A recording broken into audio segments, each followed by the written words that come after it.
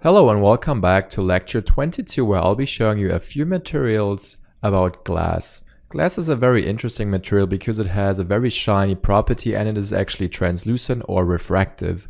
So to get things going, we first need to have some interesting models. So as you can see, I have this interesting glass shape with some nice edges, which will give us a nice refraction and some nice actually diffraction in a bit more advanced glass material I will be showing you as well. So to get started, I have assigned a standard surface shader with just the basic material properties and currently nothing fancy. So the first thing what you want to do is make sure that you do not have any diffuse color, so no base at all, because a glass is completely transparent unless it has some dirt or some other paint on top of it. So for a typical glass, make sure your weight is on 0, or you just reduce the color to 0 as well. So what I always do, it's just a matter of habit, is just put this one to black and the weight to 0, so it's super clear what's going on here. And then for the specular component, a glass is most of the time super shiny, so try a value of maybe 0.05 for the specularity, and you can see already by just adjusting the roughness we get a very interesting specular response. The IOR, index of refraction, is the amount of reflectivity. So when I slide it to a higher value, you can see it gets more and more like a metallic shader.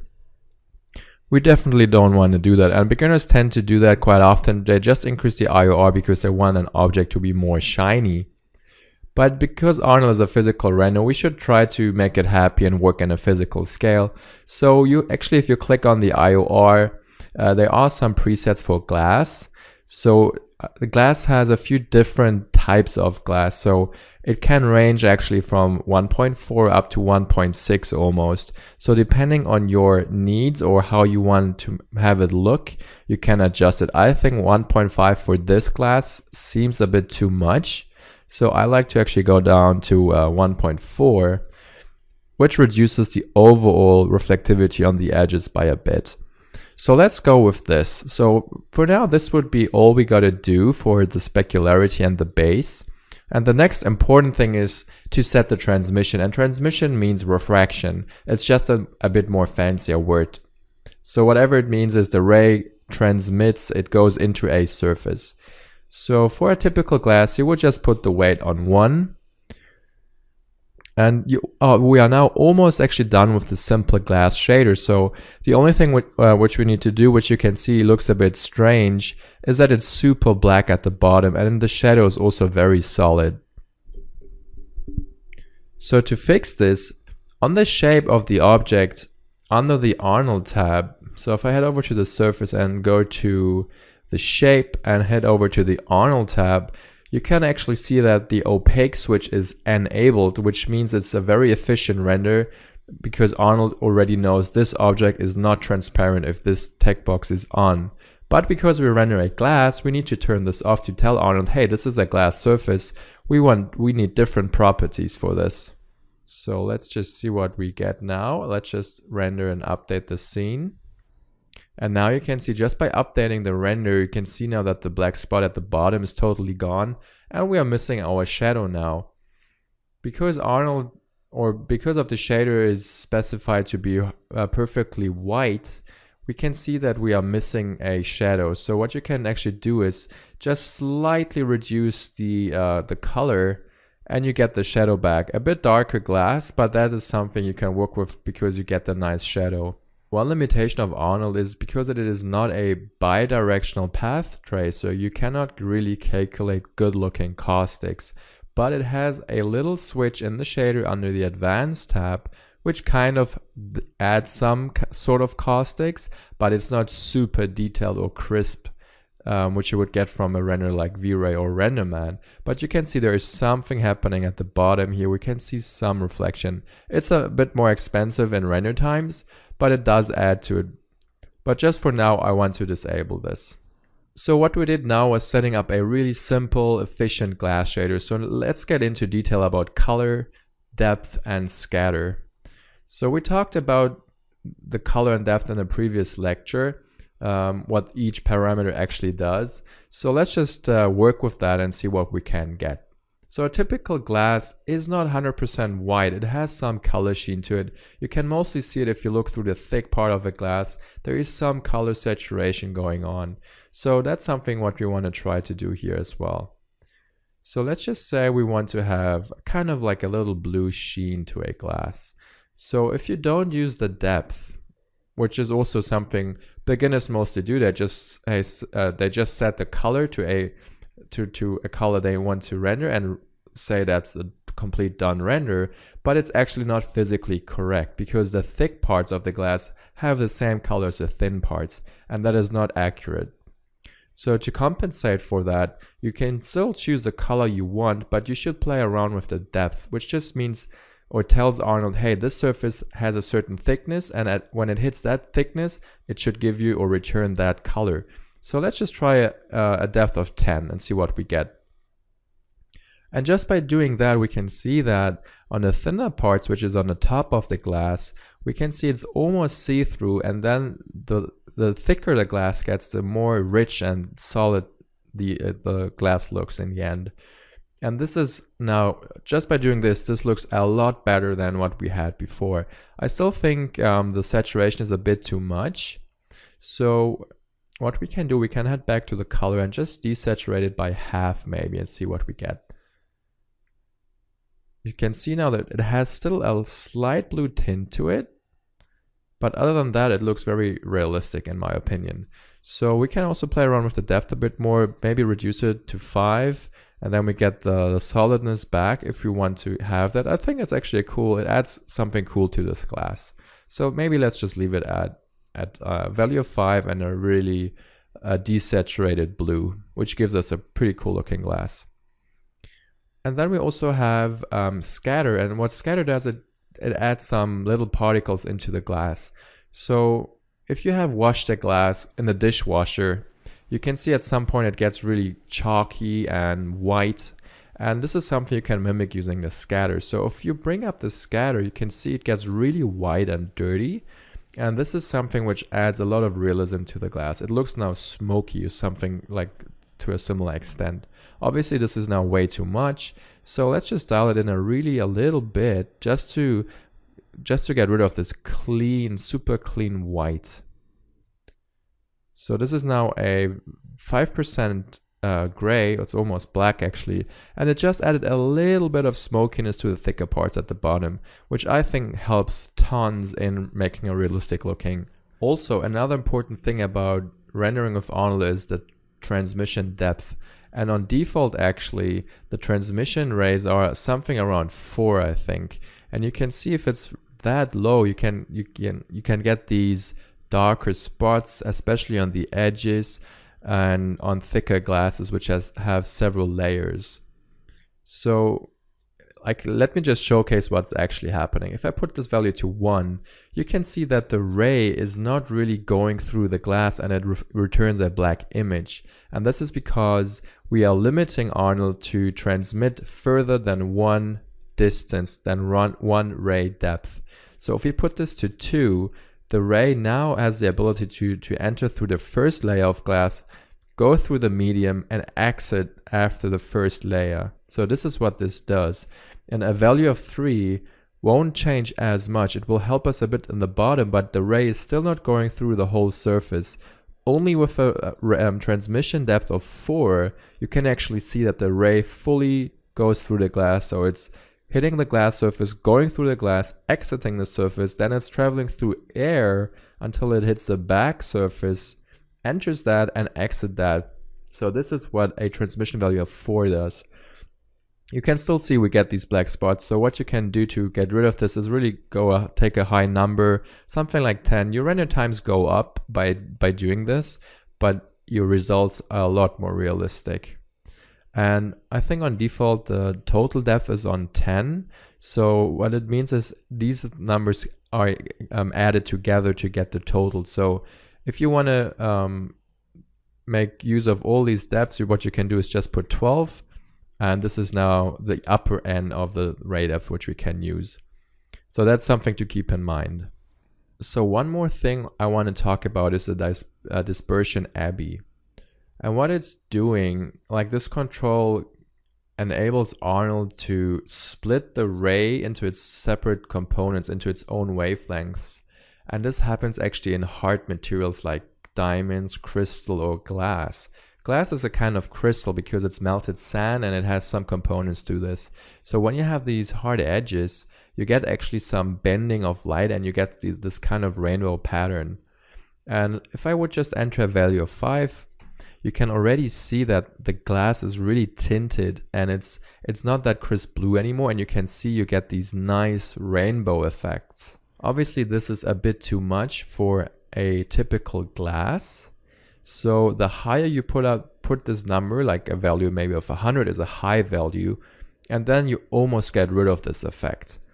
And the smaller the value, the stronger this effect. And you can see on a value of 100, it is not that distinguishable anymore, but it's still definitely there. It's just not as apparent.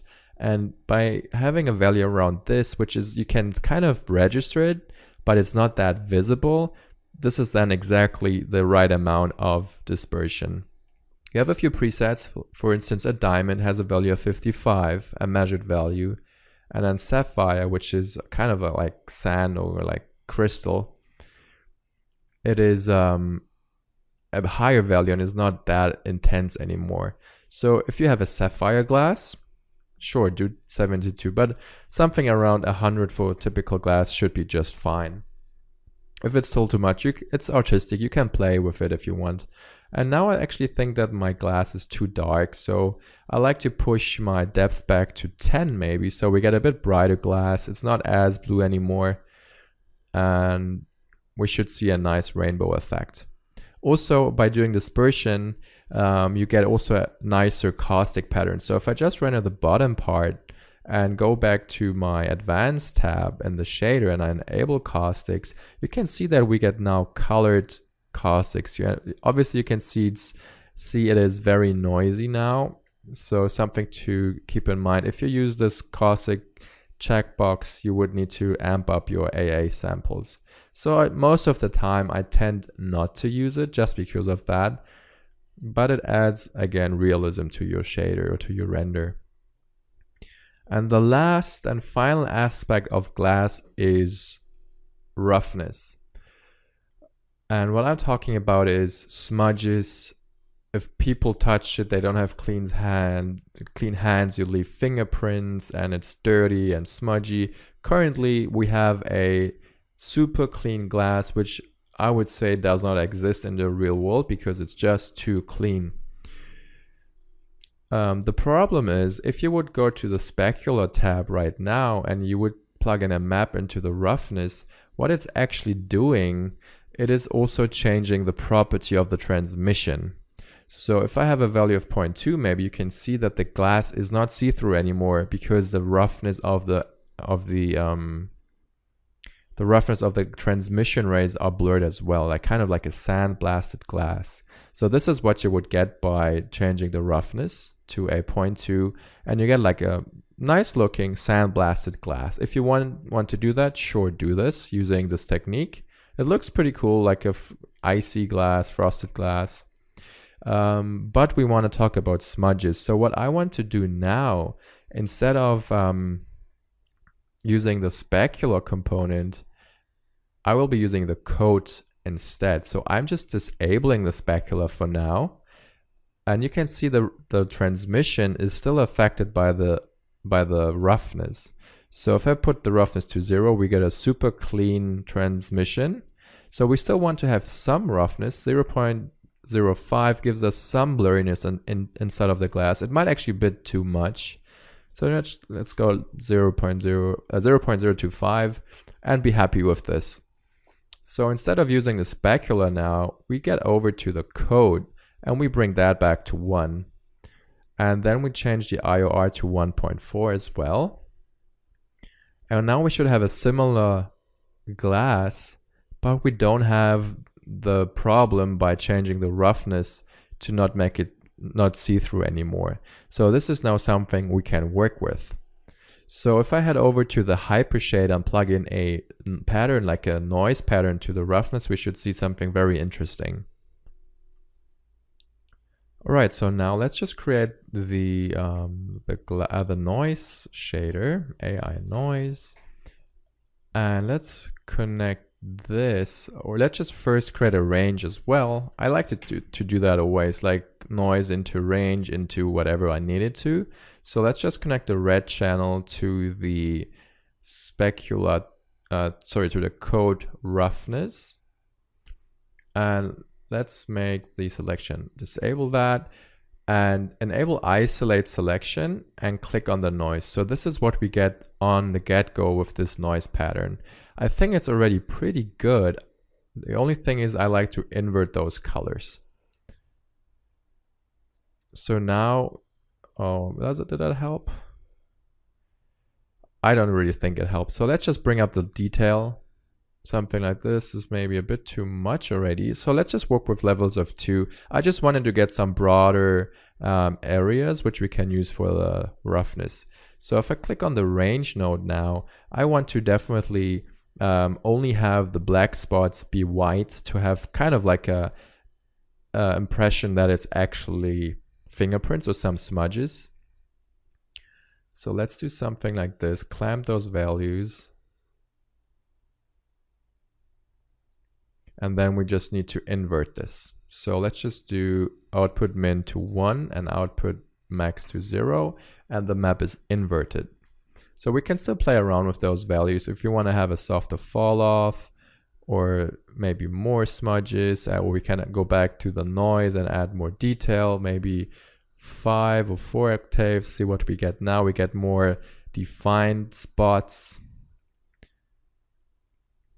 So ideally what you would do is plug in a map, a texture, like there are several online websites where you can download textures. You can just Google for fingerprint texture or black and white or something, and just use that instead to get a more realistic effect for sure. So if I disable isolation, you can see now that on the glass here, we get something very interesting. It looks like it's not that clean anymore. There's something to this. Also, I still think the roughness overall is a bit too clean. So because we have a map connected, which is on 0 now, we can just say our output max has some little value of maybe a roughness of 0.02. Let's see what we get by this. You can see the reflection is a bit rougher. Let's go maybe up to 5. And we can see now it gets a bit more rough everywhere. And I think this helps quite a bit to just break up the roughness. It might be a bit too much, like it's too rough right there. So we can bring down the output min to just reduce the overall effect of this. And let's check isolation. If I bring it more down, you can see the white slowly disappears into this gray tone. So let's just render for the final render and see what we get. Alright, what I also did before rendering is I just enabled the caustic checkbox in the shader, and these were my final render settings. So I had to bring up the fuse component just to clear out the noise around the caustics, and you can actually see we get a nice looking kind of like a star-shaped pattern on the caustics. And this is a very cool effect, especially if the glass would be moving, if it would be an animation, you could definitely see it on the surface. So in this lecture, I showed you how to first create a very simple glass shader by just enabling transmission and making the weight to 1. And the next step was to just colorize the glass with a simple color. And then we were going into more advanced stuff by changing the depth, playing around with some scatter values. And for the final advanced method, we were just introducing dispersion, which breaks up the ray into its own wavelengths to get some nice coloration onto hard edges. And for the final step, we also added some roughness to this, just to make it a bit more plausible, to soften the reflections and to just make it more appealing. So I hope you liked this lecture about creating your own glass shaders, and I would be happy to see some renders from you guys. So please feel free to share your renders with me and I give you some nice feedback on this. So thank you for watching this lecture, and I will see you in the next one.